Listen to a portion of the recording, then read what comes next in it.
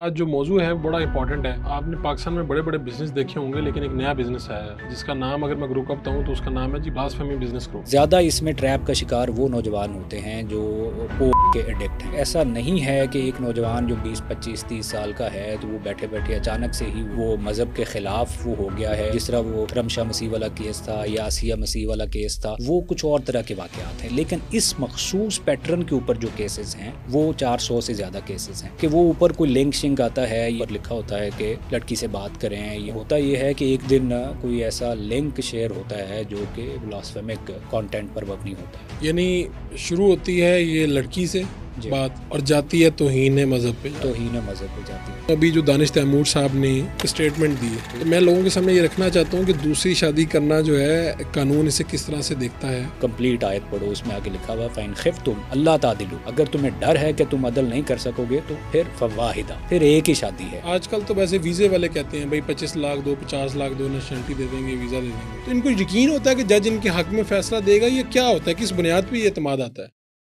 बिस्मिल्लाहिर्रहमानिर्रहीम। फ़ारूक हुडा शो में खुश आमदीद। आज स्टूडियो में हमारे मेहमान हैं ताहिर चौधरी एडवोकेट। ख़ास तौर पे आज जो मौजू है बड़ा इंपॉर्टेंट है। इस पे बहुत से लोगों ने बात की है, लेकिन मैं चाहता था कि हमारे प्लेटफॉर्म पे भी इस पे बात होनी चाहिए।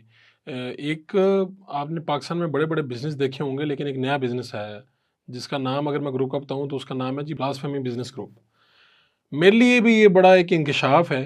ये कैसे होता है कि आम जो नौजवान हैं उनको किस तरह से फंसाया जाता है, फिर उनको फंसा के एक बहुत बड़ा ग्रुप जिसमें वुकला, एफआईए और हमारे जो अदारे हैं उनके लोग मौजूद हैं, और वो फिर उनको जब फंसा के लाते हैं फिर उनसे बड़ी रकमें लेते हैं, ब्लैकमेल करते हैं। और उन पे इल्ज़ाम क्या लगाया जाता है कि तुमने तौहीन की है, ब्लास्फेमी में किसी तरह से मुलविस हो। तो ये सारा धंधा होता किस तरह है, आज इसी पे बात करेंगे। बहुत शुक्रिया जनाब चौधरी साहब, आपने वक्त दिया। ये मैंने अब जो मेरे लिए भी ये एक नया बिज़नेस है। अल्लाह माफ़ करे कि मतलब कोई किसी को अंदाज़ा नहीं कि इस मुल्क में खुदा और उनके नबी और इस्लाम के नाम के ऊपर लोग किसी पे तौहीन का ब्लेम लगा के उससे पैसे बटोरते हैं। तो आप खुद कई केसेस में कई क्लाइंट हैं आपके पास जो आए हैं। तो पहले तो ये बताइए, ये सिलसिला शुरू कहाँ से हुआ, कौन लोग हैं, कैसे चलता है ये सब कुछ? फ़ारूक शहबाज वराई साहब, बहुत शुक्रिया आपका। ये बहुत हसास एक मौजू है, बहुत हसास टॉपिक है। सबसे पहले तो एक ये डिस्क्लेमर मेरा ख़्याल है वो हाँ। देना बहुत ज़रूरी है कि ऐसे जो नौजवान जिनको ट्रैप करके वो इस तरह के केसेस में फंसाया गया है, उनके हक़ में बात करना, इसका ये कतन हरगिज़ ये मतलब नहीं है कि मैं और आप या कोई बिल्कुल और खुदा ठीक न है। खास्ता ये किसी तौहीन का जो है वो उसको सपोर्ट करने वाला है या उसको दिफा करने वाला है, ऐसा बिल्कुल भी नहीं या है ये। हमारे अकायद और हाँ, नज़रियात हाँ। कोई इस तरह से नहीं है, हम अल्हम्दुलिल्लाह बिल्कुल मुसलमान हैं ऐसे जो है। ये बात कह हम रहे हैं। मुसलमान हैं और ये देखें, ये भी कितनी अलार्मिंग सिचुएशन है कि आपको या मुझे या किसी और को, मुसलमान को बैठ के अपना पहले वो देना पड़े, हलफ देना पड़े और क्योंकि वो अपना जो दरमियान है। में से बात काट लेते हैं ना, पता नहीं चलता हाँ जी, फिर। हाँ जी, हाँ जी। तो ये डिस्क्लेमर देना बड़ा ज़रूरी है ठीक सबसे है। पहले से।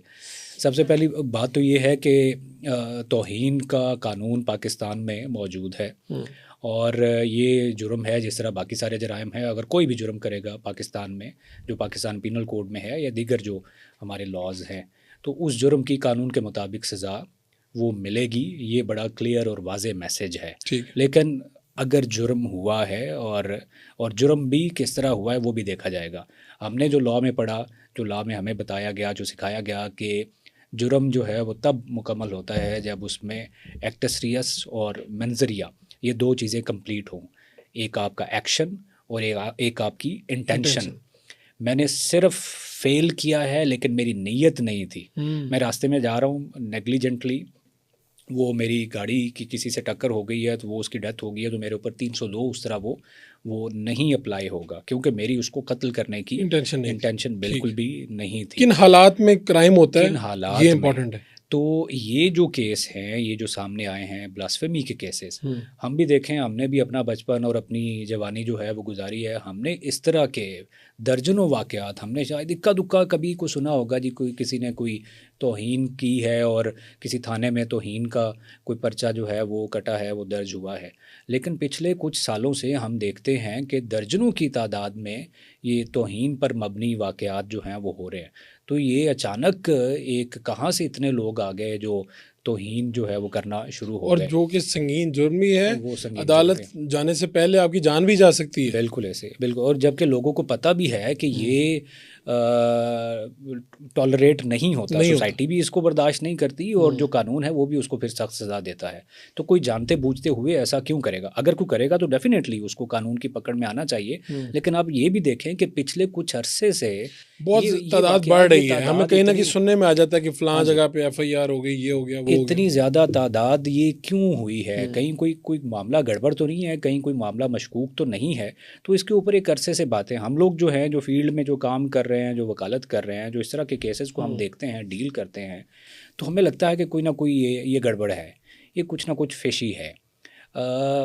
ऐसा नहीं है कि एक नौजवान जो 20-25-30 साल का है तो वो बैठे बैठे अचानक से ही वो मज़हब के ख़िलाफ़ वो हो गया है और पब्लिक फोरम्स पर वो शेयरिंग उसने करना शुरू कर दी है और वकीलों को इनबॉक्स में मैसेज करने शुरू कर दिए हैं जिसमें वो तौहीन आमेज़ जो है वो मवाद है, कंटेंट है। तो ऐसा कोई बेवकूफ़ी करेगा कि फ़ारूक शहबाज वड़ाइच साहब को ऐसे मैसेज भेजना शुरू कर दे, जबकि उसको पता भी है कि फ़ारूक शहबाज वड़ाइच साहब तौहीन के ख़िलाफ़ जो एक बना हुआ है, जो ग्रुप बना हुआ है, उसको लीड कर रहे हैं या उसके एक एक्टिव रुकन हैं, और उन्हीं को भेज रहे हैं। और उन्हीं को भेज रहा हूँ मैं। तो ये यानी कि एक ग्रुप है जी जिसमें वकला शामिल हैं, जी जिसमें दीगर जो हमारे तहकीकाती अदारे हैं सरकारी, वो उनके लोग शामिल हैं। जी। तो ये ट्रैप में आते, यानी आपके पास जो 2 केसेस हैं, वो लोग कहाँ कहाँ से और किस तरह से वो फंसे हैं? अच्छा, पहली बात तो ये है कि आप जो बात कर रहे हैं और जो मैं बात कर रहा हूँ कि ये एक ग्रुप है जिसमें वकला भी शामिल हैं, जिसमें इदारों के लोग भी शामिल हैं, जिसमें मजहबी तबका जो है उसमें भी वो ग्रुप शामिल है। तो ये बात मैं और आप नहीं कर रहे, ये स्पेशल ब्रांच की रिपोर्ट है, बिल्कुल ये ठीक हुकूमत के अपने एक इदारे की रिपोर्ट है। उस रिपोर्ट को आप चैलेंज करें, वो क्यों वो रिपोर्ट आई, FIA वो खुद वो रिपोर्ट दे रही है, उसके ऊपर ह्यूमन राइट्स कमीशन की जो है वो रिपोर्ट है, उस पर फाइंडिंग्स हैं। और पिछले दिनों एक आपके जो जर्नलिस्ट साथी हैं नूरानी साहब, उनकी एक स्टोरी आई, उन्होंने तो एक एक चीज़ जो है वो फैक्ट्स एंड फिगर्स बड़े वाजे जो हैं उन्होंने वो सामने रखे हैं। फिर वही बात कि मुझे क्यों ये मवाद शेयर होता है बाकी पाकिस्तान में। अब ये पिछले कुछ साल में जो तौहीन की FIRs हुई हैं, इसमें घूम फिर के जो कंप्लेनेंट्स ऑफ द FIRs हैं वो वही को 20-25 लोग हैं। भाई 22-24 करोड़ लोगों में से सिर्फ आप 20-25 लोगों को ही वो कोई लड़का कंटेंट वो शेयर करता है, वो लिंक शेयर करता है, वो मवाद शेयर करता है, किसी और को क्यों शेयर नहीं करता वो? तो ये इन चीज़ों को वो डाउटफुल वो बनाता है। मेरे पास जो आपने पूछा कि मेरे पास जो केस हैं, एक मियाँ वाली का लड़का है, उसके वालिद इमाम मस्जिद हैं, वो ख़ुद बारिश है, उसके ऊपर तौहीन की FIR है। इसी तरह एक चकवाल का वो नौजवान है। तो इनके साथ हुआ क्या, मियाँ वाले के साथ क्या हुआ, स्टार्ट किस तरह से होती है? बेसिकली हुआ ये कि अच्छा, इसमें जो ट्रैप का शिकार होते हैं नौजवान वो ज़्यादा वो हैं जो मैंने ये बेसिकली अब 400 से ज़्यादा केसेस हैं, ठीक है, जो पाकिस्तान पूरे में, पाकिस्तान में, जो पाकिस्तान में जो इस मखसूस एक पैटर्न के ऊपर हैं।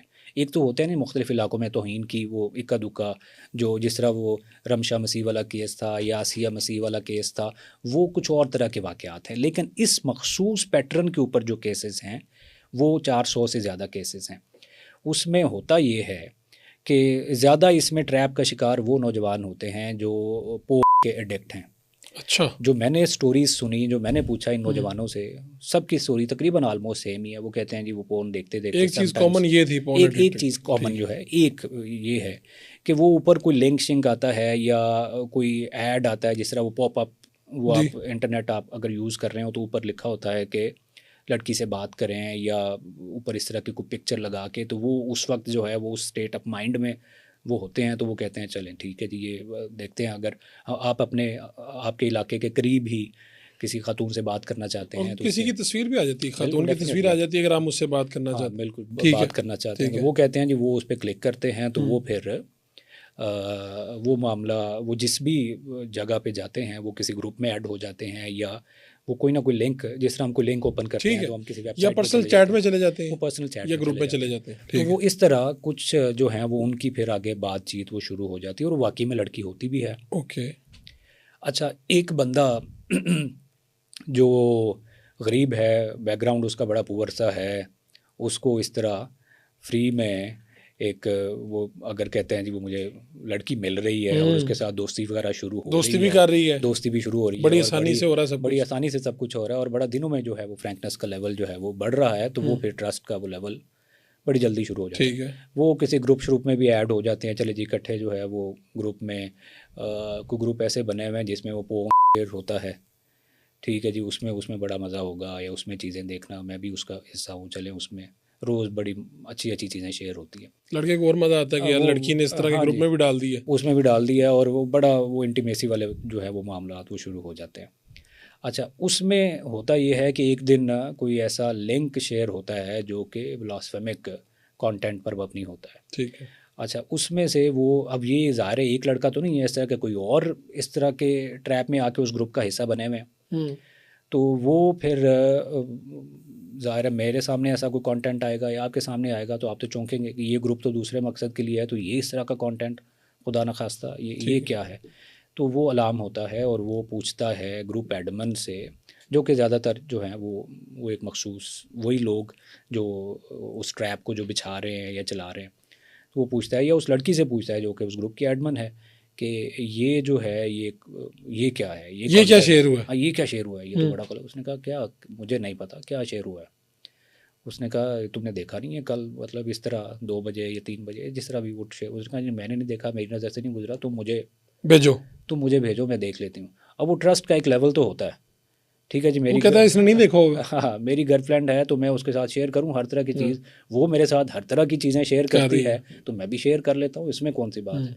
तो वो जूँ ही वो शेयर करता है, अब उस ग्रुप का मेंबर होने तक कानून की पकड़ में नहीं है आप, ठीक है, उस तरह आप उसके ऊपर वो हाथ नहीं डाल सकते कि ऐसा कोई ग्रुप जिसमें कुछ कंटेंट शेयर हो रहा है, जब तक कि मैं उस कंटेंट को आगे शेयर न करूं। अब वो शेयर करता है पूछने के लिए बताने के लिए, हाँ जी, उस लड़की के साथ शेयर करता है कि ये देखो जी ये मिला, ये कल कितनी गलत बात शेयर हुई है, ये तो बड़ा ख़तरनाक किस्म का है ये तो मामला।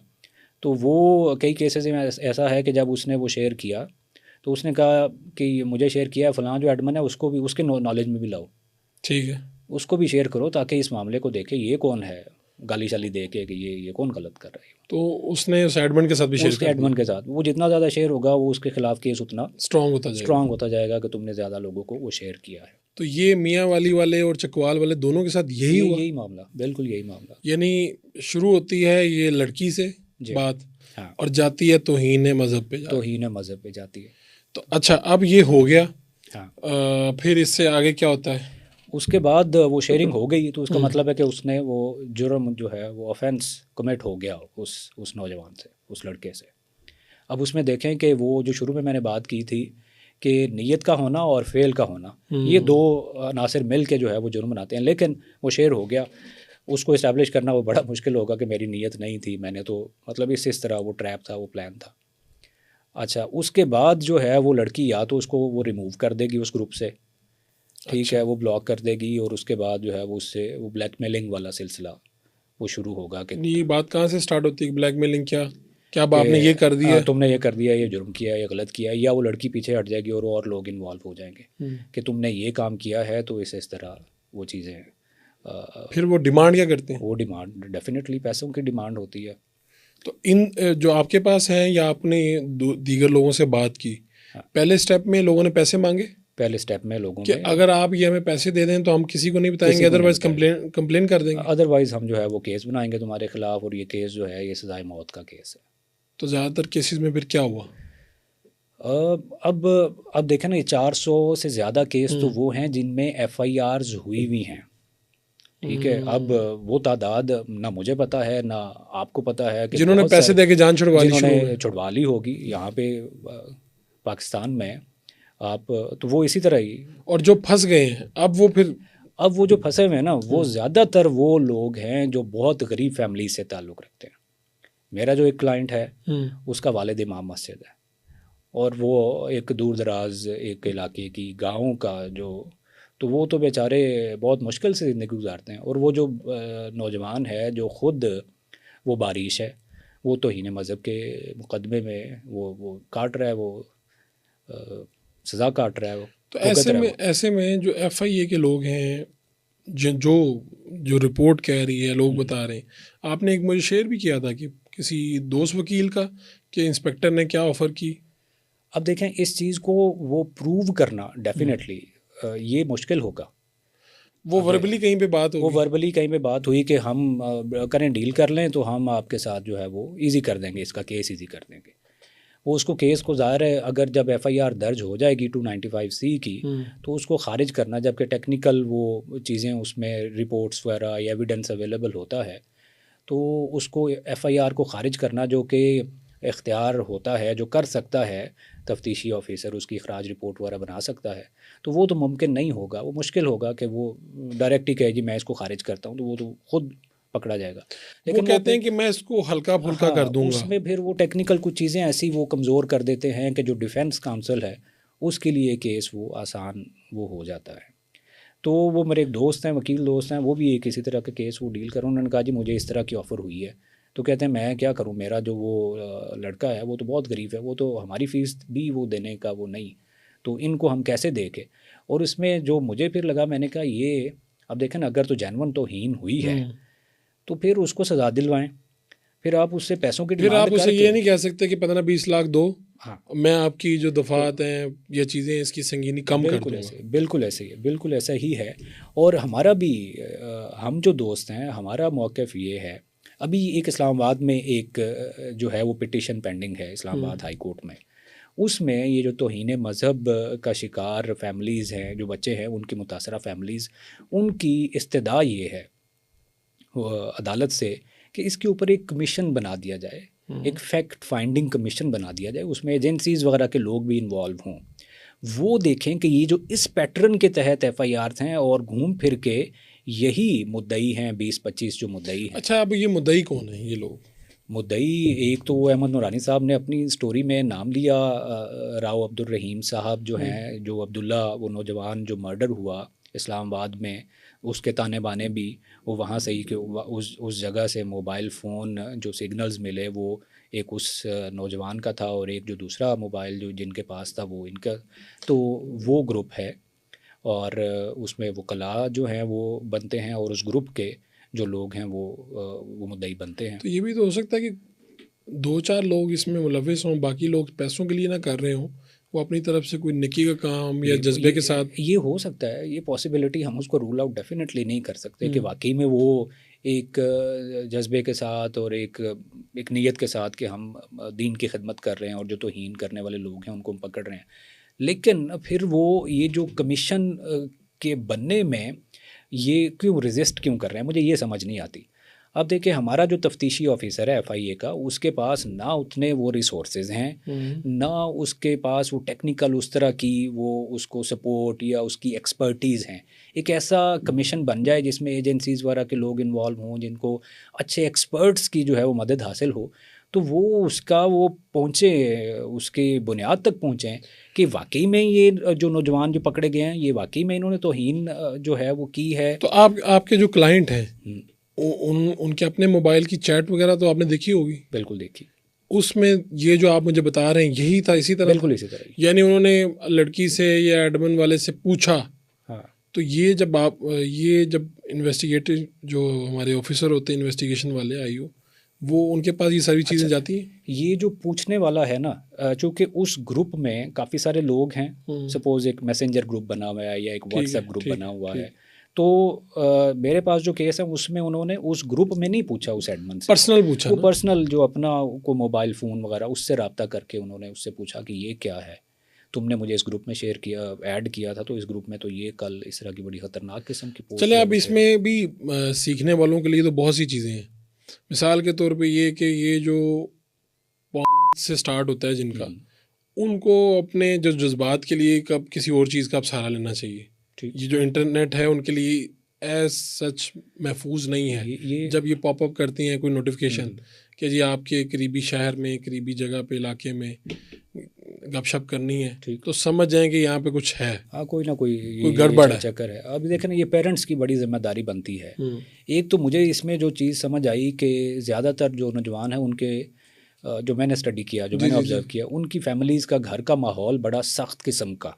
अच्छा। तो वो उस वजह से वो जो सख्ती है ना, वो बेजा सख्ती और हद से ज़्यादा सख्ती, जो बच्चे अपने पेरेंट्स के साथ बात शेयर करने में वो हिचकिचाहट महसूस करते हैं या उस तरह उनका वो नहीं एक ताल्लुक़ होता, तो वो फिर इस तरह की गलत किस्म की एक्टिविटीज़ में मेरा ख़्याल है कि वालिदैन को बच्चों के ऊपर, ठीक है वो कहते हैं जी निवाला खिलाएं, सोने का निवाला खिलाएं और शेर की जो है वो आंख से देखें, वो देखें, लेकिन इतना सख्ती बच्चे के साथ वो ना करें। कि उसका नतीजा फिर ये निकले, घर का माहौल ऐसा सख्त ना बनाएं कि बच्चे जो हैं वो और तरफ या गलत साइडों की तरफ जो हैं वो बच्चे को। अच्छा, और इसी से आगे ये कि अगर आपके पास कोई चीज़ इस तरह से आ गई है तो अब आप किसी को मैसेज भेजेंगे तो बाद में ये साबित करना मुश्किल हो जाएगा कि आपने पूछने के लिए भेजा था मैसेज। अगर कोई तौहीन मज़हब का कोई मवाद आप किसी के साथ इस इंटेंशन के साथ भी शेयर कर रहे हैं कि यार ये क्या चक्कर है, पूछूं मैं उससे हाँ।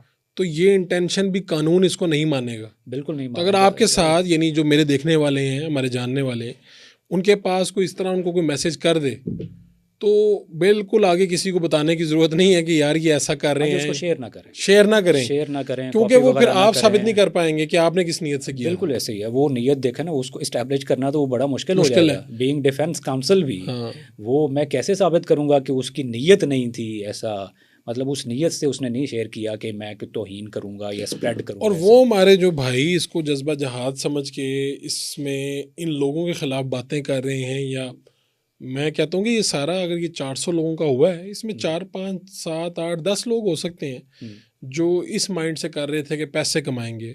उसमें ऑफिसर्स भी होंगे, वकील भी हो सकते हैं, बाकी भी किसी शोबे से हो सकते हैं, लेकिन जो हमारे दोस्त इस सोच समझ के साथ कर रहे हैं उनके सामने यही दिखाया जा रहा हो ये रुख, और वो मुखालिफ बोल रहे हो उनके, तो उनको भी चाहिए कि भाई मेरा नहीं ख्याल कि पाकिस्तान में शायद तौहीन मज़हब करना कोई आसान काम है, ये तो जान देने वाली बात है। मेजॉरिटी लोग जिसने खुदकुशी करनी वो ये कर ले। मेजॉरिटी लोगों की मुसलमान है, इस्लाम के नाम पर बना मुल्क है, और लोग जो है यहाँ मज़हब को बड़ा सख्ती के साथ फॉलो करने वाले हैं। भाई मैं अगर एक अच्छा मुसलमान नहीं भी हूँ ना, तब भी मैं इसकी इजाज़त नहीं दे सकता। बिल्कुल नहीं दे सकता मैं। अच्छा, अब मैं आपको एक वाक़या सुना देता हूँ। हमारे टीचर थे, वो डॉन के लिए रिपोर्टिंग करते हैं, एक लंबा अरसा हो गया, तो उन्होंने फॉलो किए हैं जो पिछले 20 साल में मुकदमात हुए थे।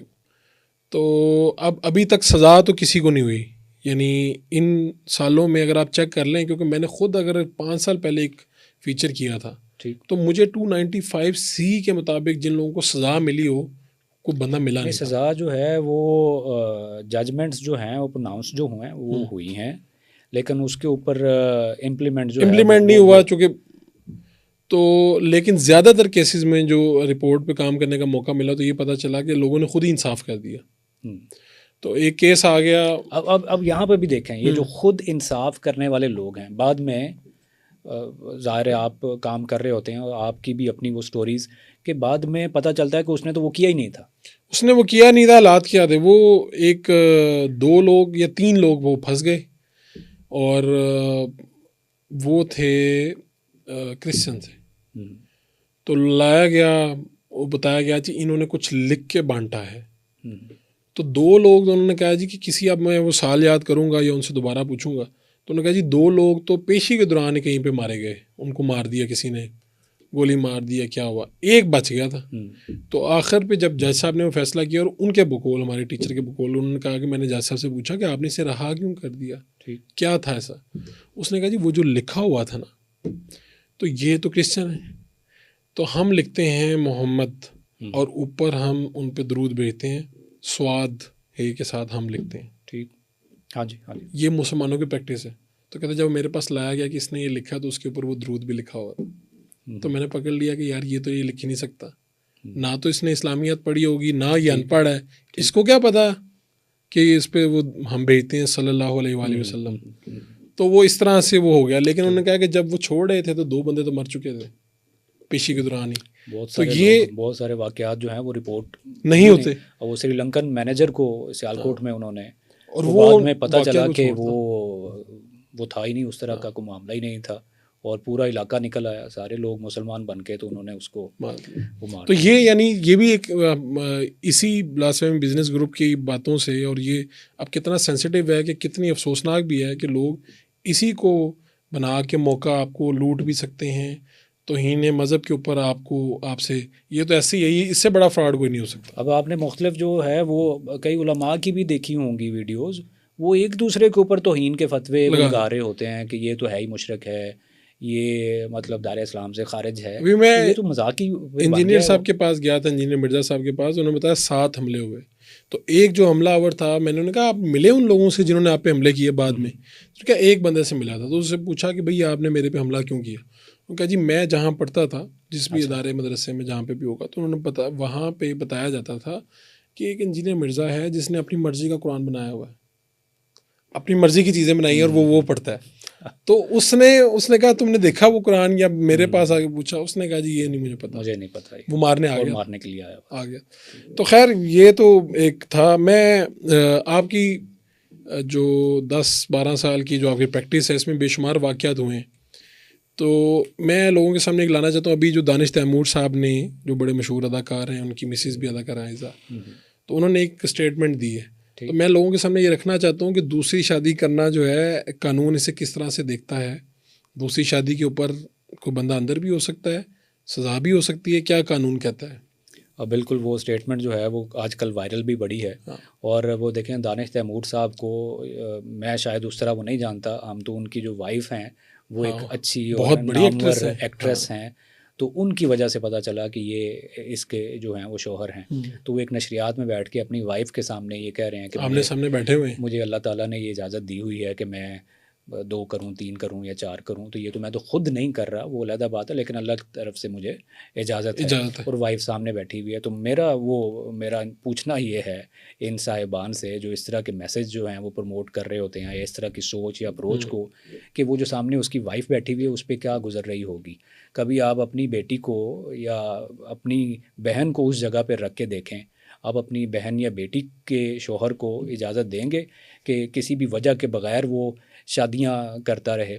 तो मेरा ख़्याल है इसको बड़ी गलत किस्म की ये जो तशरीह की गई है कि आप बग़ैर किसी वजह के 2 शादियां कर लें, 3 कर लें, 4 कर लें, और ये अल्लाह की तरफ से हुक्म है, जैसे कोई फ़र्ज़ कर दिया गया है। ये इन दोनों चीज़ों में फ़र्क है। जैसे कोई नमाज फ़र्ज़ है तो ये भी अल्लाह ताला ने फ़र्ज़ कर दी, ये बड़ा वो करनी पड़ेगी, बड़ा फ़ख्र से बताते हैं कि ये तो अल्लाह ने हमें हुक्म दिया हुआ है। भाई उस आयत को, वो कंप्लीट आयत पढ़ो, उसमें आगे लिखा हुआ फ़इन खिफ्तुम अल्ला तादिलू, अगर तुम्हें डर है कि तुम अदल नहीं कर सकोगे तो फिर फ़वाहिदा, फिर एक ही शादी है। और आजकल के पाकिस्तान के जो हालात हैं, जहाँ पे मेजॉरिटी जो है वो ख़त गुर्बत से नीचे ज़िंदगी गुजार रही है, जो पहले ही अपनी उस वाइफ को उसको मेंटेन नहीं कर पा रहा, उसके ख़र्चा, अपने घर का ख़र्चा, बच्चों का ख़र्चा, उनको बेहतर ज़िंदगी नहीं दे पा रहा, तो वो कहे जी मुझे अल्लाह ने हुक्म दिया हुआ कि मैं 2 शादियाँ करूँ, 3 करूँ या 4 करूँ, तो ये तो बड़ी गलत किस्म की। पाकिस्तान का कानून क्या कहता है? और आपके पास कोई बंदा आया हो, ये मुझे पता चला है पिछले दिनों कोलखपत जेल में बहुत से लोग दूसरी शादी की वजह से अंदर हैं, तो मैं लोगों को बताना चाहता हूँ, यानी बड़ा इंटरेस्टिंग फैक्ट था ये, तो पता चल गया कानून है, लेकिन इस कानून की जद में लोग आना भी शुरू हो गए हैं, और कुछ लोग अपनी लाइलमी की वजह से भी फंस गए। ठीक। पाकिस्तान के कानून में पॉलीगैमी जो है ये जुर्म है। ऑल्दो हमारे जो उलमा हैं वो इसको कहते हैं कि नहीं ये गलत कानून है, ये गैर शरई कानून है, और बात फिर वही करते हैं कि वो, लेकिन पाकिस्तान का कानून जो है मुझे लगता है उसके पीछे वो बड़ी एक वेल थॉट एक कानून है, उसके पीछे लॉजिक है। कानून क्या है? कानून ये है कि अगर कोई बंदा यूनियन काउंसिल की इजाज़त के बगैर दूसरी शादी करेगा तो उसको 1 साल तक कैद की सज़ा हो सकती है और 5 लाख रुपए हर हाल में जुर्माना होगा। अब यूनियन काउंसिल की इजाज़त क्या है? मतलब बीवी की इजाज़त है? यूनियन काउंसिल की इजाज़त बीवी की इजाज़त नहीं है। अच्छा। यूनियन काउंसिल की इजाज़त है कि आप जिस यूनियन जहाँ पर मौजूद हैं वहाँ पर दरख्वास्त दें कि ये वजह है, इस वजह से मैं दूसरी शादी करना चाहता हूँ, तो मुझे काइंडली वो अलाउ किया जाए। अगर वो यूनियन काउंसिल का फिर उसका एक तरीका कार वो जो यूसी चेयरमैन जहाँ पे निकाह रजिस्टर्ड होता है वही। अच्छा। वो फिर वाइफ को बुलाते हैं और एक कमेटी बना के कि वाकई में इसको ज़रूरत है दूसरी शादी की, कोई रीज़न्स, कोई वजूहात ऐसी हैं, मतलब एक जेन्युइन रीज़न ये हो सकती है कि किसी फैमिली के यहाँ बच्चा नहीं है, तो वो कह रहे जी मैं औलाद के लिए करना चाह रहा हूं। वो डॉक्टर्स ने बताया हुआ है कि तुम ठीक हो और तुम्हारी वाइफ की वजह से वो एक वैलिड एक रीज़न, एक जेन्युइन। बुनियादी तौर पे बीवी की इजाज़त से मशरूत है या लॉजिक आपको देनी है? इसका कानून का मकसद क्या है? यूनियन काउंसिल ने अपने आप को सेटिस्फाई करना है कि वाकई में इसको ज़रूरत है। अगर तो वाकई में उसको ज़रूरत है, जिस तरह मैंने एक वजह वो बताई कि ठीक इस है, वजह से वो, कोई भी वजह इस तरह हाँ की हो जी, सकती है कोई वो, लेकिन रीज़न बीवी है, से बुला के मालूम करते वो हैं। पूछेगी। अगर तो वो जेन्युइन रीज़न है, वो बीवी नहीं भी मान रही, तो हाँ, यूनियन काउंसिल के पास फिर भी इख्तियार है कि वो कि उसको सर्टिफिकेट दे सकती है, ठीक है जी, यू आर अलाउड टू। अच्छा चलें, वो अब कर अगर ये सारा कुछ मैंने नहीं किया और मैं एक दिन उठाऊँ, मैंने कहा जी शादी करनी है दूसरी, तो वो फिर जो पहली वाइफ है, हम्म, अगर एक वाइफ है तो वो, अगर पहले उसकी 2 शादियां हैं तो वो दोनों वाइफ्स जो हैं उनको भी इख्तियार होगा कि वो उसके ख़िलाफ़ कोर्ट में केस करें कि इसने इस कानून की वायलेशन की है, अच्छा, और उसको फिर वो 1 साल तक वो जेल करवा और सकती अगर हैं। और 3 है तो तीनों इजाज़त तीनों देंगी। तीनों को, तीनों से इजाज़त लेना मेरा एक फिर जो दोस्त है। फंस सकता है इसमें। अच्छा, तो अब अगर अब आपके पास कोई इस तरह भी हुआ कि जिन लोगों ने इसे फॉलो नहीं किया और वो फंस गए? बिल्कुल ऐसे केसेस आते हैं। मेरे पास एक महकमा सेहत का मुलाजम था, सरकारी मुलाजम था, वो फंस गया था। अब मैं उसको बेचारा तो नहीं कहूँगा कि कानून से लाइल्मी, उसे इल्म था भी, अच्छा, लेकिन उसे पता कहता, था? उसे पता था भी कि ऐसा ठीक कोई है, कानून है, लेकिन वो वो कहता समझ था, रहा था कि नहीं लगता है, हाँ, लेकिन लगता कहता थी, नहीं है मैंने शायद। कुछ उलमा से पूछा था, उन्होंने कहा था ये गैर शरई कानून है, कोई मसला नहीं है, तुम तुम शादी कर लो, कोई मसला नहीं है इस पे। उसने शादी कर ली? उसने शादी कर ली, हम्म, और पहली वाइफ भी जो है वो भी उसने भी वो गुस्से वाली, या उसने कहा कि मैं फिर ठीक है, तुमने की है तो मैं भी सज़ा दिलवाऊंगी तुम्हें। उसने अदालत में वो गई, और इसमें जो कानून मैंने बताया कि मैक्सिमम कोर्ट पनिश कर सकती है, सज़ा दे सकती है 1 साल तक। अच्छा, वो 1 महीना भी हो सकती है, 2 महीने भी हो सकती है, और 1 साल भी हो सकती ठीक है। है। तो उस बंदे को 6 महीने कैद की सज़ा हो गई, और 5 लाख रुपए जुर्माना। 5 लाख से कम जुर्माना, ये कोर्ट का भी डिस्क्रिप्शन नहीं है कि कहे जी मैं 4 लाख कर देती हूँ। सजा में कमी बेशी हो सकती सज़ा है में लेकिन फाइन में नहीं। 5 लाख जुर्माना उसने देना ही देना है। तो वो उसको सज़ा हुई भी थी, महकमा सेहत का मुलाजम था, अब वो जेल में है। मेरे पास ये केस आया हाई कोर्ट में, हमने ऊपर गए जब ये अपील वगैरह में, तो यहाँ पर फिर वो कोर्ट ने वो 6 महीने की जो सज़ा है वो कम करके 4 महीने, उन्होंने कहा जी जितनी इसने भुगत ली है चलें वो काफ़ी है, 4 महीने से जेल में है, तो इसको बाकी जो सज़ा है उसकी वो अंडरगोन कर देते हैं। लेकिन 5 लाख रुपये जुर्माना जो है वो, उसका नुकसान एक तो वो कन्विक्टेड हो गया, उसका रिकॉर्ड बन गया कि यार मुजरिम, ये मुजरिम मुजरिम है, है। मतलब सारी ज़िंदगी मेरे साथ वो टैग लगा रहेगा, मेरा पुलिस करेक्टर सर्टिफिकेट वगैरह अगर मैं उसको अपडेट करवाता हूँ तो ये कन्विक्टेड है, मैंने कहीं बाहर सफ़र करना है तो वो सर्टिफिकेट के ऊपर आएगा कि ये मुजरिम है।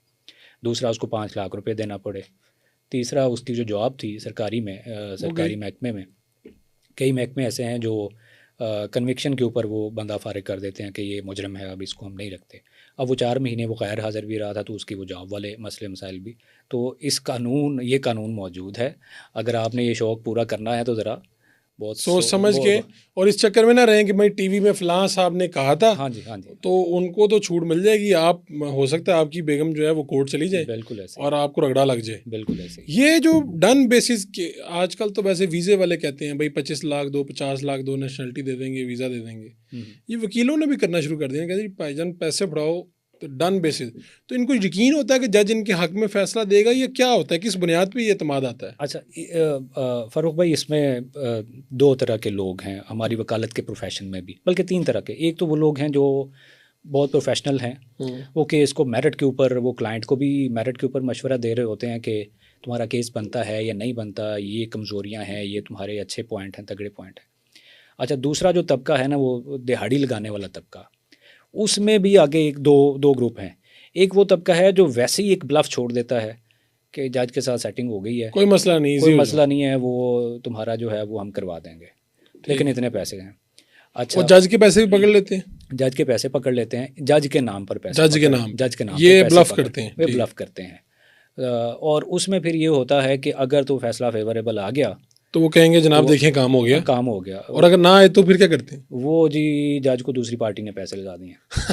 तो जज बेचारा घर बैठे बदनाम हो रहा है, उसे पता भी नहीं है कि क्या हो रहा है। ठीक है, अब वो जो है देखें ना, तुक्का लग गया तो अच्छे पैसे बन गए, ना लगा तो पैसे वापस ही देने हैं। जज और पैसे वापस देने हैं, जज पे इल्जाम लगा देना। अपनी फीस तो आई ही आई है, अपनी फीस भी आएगी और जज के नाम पे पैसे। एक तो वो ग्रुप है जो ब्लफ ग्रुप है, और कुछ लोग ऐसे हैं भी जो सेटिंग करके जो मामलात हैं वो फैसले वो लेते हैं। ये बड़ी बदकिस्मती है कि इस तरह के मामलात हैं। तो ये जो हमारे बार्स के सदूर होते हैं, इनकी फीस बढ़ जाती है, तो ये यानी क्या वाकई जज साहिबान बेबस हो जाते हैं जब बार का सदर उठ के आए तो उसी के हक में फ़ैसला होता है, या आपने ऐसा भी देखा है कि फ़ैसला उन्होंने मेरिट पे किया, ऐसी की तैसी सामने जो भी खड़ा हुआ है? अच्छा, एक इसको ना, ये ऑल दो मेरे ऊपर दायर है, अगर ये मेरे दोस्तों तक के पहुंचेगा ये भी इंटरव्यू, वैसे एक किस्म की तौहीने वकला होगी, वकला होगी, उसका मैं सामना करना पड़ूंगा। लेकिन ये प्रैक्टिस तो है डेफिनेटली। क्या बार का सदर सेक्रेटरी या कोई ओहदेदार आ गया? बिल्कुल होता है, ये प्रेशर है जजेस के ऊपर कि ओहदेदार आए हुए हैं और उनको एक आम जो वकील है उससे ज़रा डिफरेंट, ज़रा नहीं बल्कि काफ़ी सारा डिफरेंट उनको ट्रीट करना है। वो हमारी लोअर कोर्ट्स में भी है, वो हमारी हाई कोर्ट्स में भी है। अगर कोई वकील या कोई जज या कोई बंदा कहे नहीं जी ऐसी कोई प्रैक्टिस नहीं है, तो वो फिर वो अपने आप नहीं, के साथ लेकिन आपके सामने ऐसा भी हुआ कि खुद आपने कभी किसी को फेस किया हो कि दूसरी तरफ ओहदेदार खड़े हैं और जज जो है वो दरमियान में बिल्कुल नॉर्मल पेश आ रहे हो? ऐसे भी होते हैं डेफिनेटली, सब लोग ज़ाहिर है हाँ, गलत भी नहीं है और सब पांचों उंगलियां बराबर नहीं है, ऐसे लेकिन भी हैं प्रेशर जो आप मेरिट कहते के हैं ऊपर डेफिनेटली आता है। प्रेशर डेफिनेटली होता है। अच्छा, वैसे मुझे तो खुद बार के सदूर ने बताया कि हमारे जो दोस्त हैं वकील, वो कहते हैं कि अपने हम अगर उनके केस में ना जाएं तो वो पता ये चलता है कि मसला कुछ और था। वो कहते हैं जी जज ने बदतमीज़ी की है, और जज पे डाल के उसके बाद पूरी हड़ताल कर देते हैं और फिर 2-4 दिन वकला पेश नहीं होते। तो ये तो हमें बार के सदूर खुद बताते हैं कि यार हमारे वो फलाना फलाना इसने वो रोला डाल दिया, वो मसला कुछ और था। मसला ये था पार्टी से पैसे पकड़े थे, जज फैसला नहीं दे रहा था हक में, और ये शोर मचाया और फिर उसको यहाँ पे ले गए। ठीक है, इस तरह के। और देखें ना, ये हड़ताल वाला कल्चर जो है, अगर आप ठीक है कोई ज्यादती हुई भी है किसी वकील दोस्त के साथ, किसी कुलीग के साथ, तो उसको एक मुनासिब तरीके से उसको एजिटेट करें। डॉक्टर्स जो हैं उनको कोई मुतासर है डॉक्टर, तो वो हॉस्पिटल्स की ओपीडी बंद कर देना, ये गलत है। वकील कोई अगर किसी के साथ कोई ज़्यादा अदालत बंद कर दें, ये मेरा ख्याल तो वैसे मुझे असद मंजूर भट्ट साहब जो आपके साबिक हो गए, उन्होंने ये कहा कि जी मेरे दौर में कोई हड़ताल इस बुनियाद पे नहीं हुई कि पुलिस वालों के साथ बदतमीजी हुई थी, ये वो 1 साल के अंदर ये ऐसा नहीं हुआ कुछ। असद मंजूर भट्ट साहब जो हैं वो हाई कोर्ट के प्रेसिडेंट रहे हैं, तो हाई कोर्ट में स्ट्राइक जो है वो ऑब्जर्व नहीं होती, कम ही होती नहीं है, होती नहीं है, ना होने के बराबर। एक वो इशू बना था जिसमें वो कोर्ट्स जो हैं वो मॉडल टाउन में, वो तो पुराना चल रहा है, तो उसमें कोई 1-2 दफ़ा एक वाक़या हुआ था कि उन्होंने लॉयर्स ने जाके अदालतें, लेकिन हाई कोर्ट में स्ट्राइक जो है वो ऑब्जर्व होती नहीं है। वो लोअर कोर्ट्स में ये अदालतों की तालाबंदी, ये जो इस तरह के मामलात हैं ये वहाँ पर होते हैं। बहुत शुक्रिया आपका तय चॉइस साहब, हम कोशिश करेंगे आपको दोबारा भी इस तरह की ज़हमत देते रहें। ये आज के पॉडकास्ट इसलिए ज़रूरी है, बाद जगह पे लोग कहते हैं कि भाई इस तरह के मौके पे बात ही नहीं करनी चाहिए, लेकिन मुझे लगता है कि यही मौके होते हैं जिन पे आपको बात करनी चाहिए, लोगों तक शऊर भेजना चाहिए। और ये ब्लास्फेमी बिजनेस ग्रुप, इसकी रिपोर्ट है अहमद दुरानी साहब ने की, वो पब्लिश हुई है, वेबसाइट पे जाके आप देख सकते हैं। इस पे मुनीज़ जहांगीर ने मुख्तलिफ प्रोग्राम किए हुए हैं, आप वो देख सकते हैं। और ये अगर आप शौकीन हैं किसी भी काम के, लेकिन ये आप इस तरह के किसी चुंगल में फंस सकते हैं, तो कोशिश करें कि इस तरह का काम उससे एहतियात ही करें। अपने मेज़बान फ़ारूक उड़ाइच को इजाज़त दीजिए लाने के बाद।